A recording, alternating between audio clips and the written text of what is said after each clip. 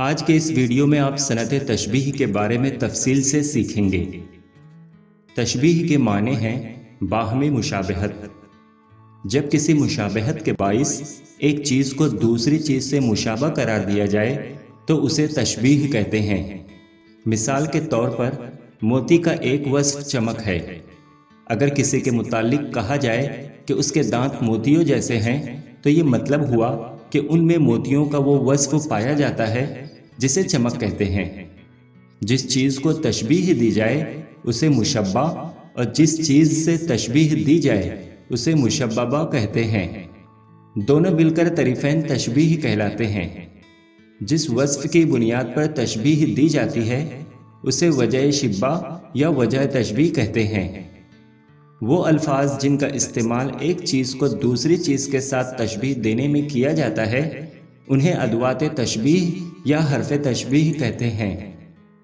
مانند، مثل، آسا، گویا، مانا، جوں، جیسا، جیسی، جیسے، بسان، کی صورت، بشکل، ساں، سا، سی، سے وغیرہ ادوات تشبیہ یا حرف تشبیہ ہیں۔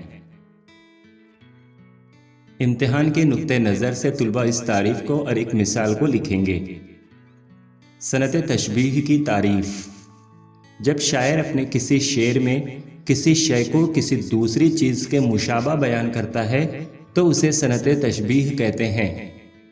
مثال: نازکی ان کے لب کی کیا کہیے، پنکھڑی ایک گلاب کی سی ہے۔ اس شعر میں لفظ لب یعنی ہونٹ کو تشبیہ دی گئی ہے، اس لیے یہ لفظ مشبہ ہے۔ لفظ پنکھڑی سے تشبیہ دی گئی ہے، اس لیے یہ لفظ مشببہ ہے۔ پنکھڑی کی خوبی ہے نازکی، اس خوبی کی بنیاد پر تشبیہ دی گئی ہے، اس لیے اس شعر میں لفظ نازکی وجہ تشبیہ ہے۔ اس شعر میں حرف تشبیہ ہے لفظ سی۔ صنعت تشبیہ کی اور مثالیں: شمع کی مانند ہم اس بزم میں، چشم نم آئے تھے دامن تر چلے۔ اس پہلے شعر میں لفظ مانند حرف تشبیہ ہے، اس بات سے پتہ چلتا ہے کہ اس میں صنعت تشبیہ کا استعمال کیا گیا ہے۔ امڈی آتی ہے آج یوں آنکھیں، جیسے دریا کہیں ابلتے ہیں۔ اس دوسرے شعر میں لفظ یوں حرف تشبیہ ہے، اس لیے یہ شعر بھی صنعت تشبیہ کی مثال ہے۔ اس غیرت ناہید کی ہر تان ہے دیپک، شعلہ سا لپک جائے ہے آواز تو دیکھو۔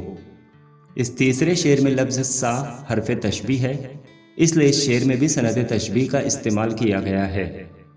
Thank you for watching.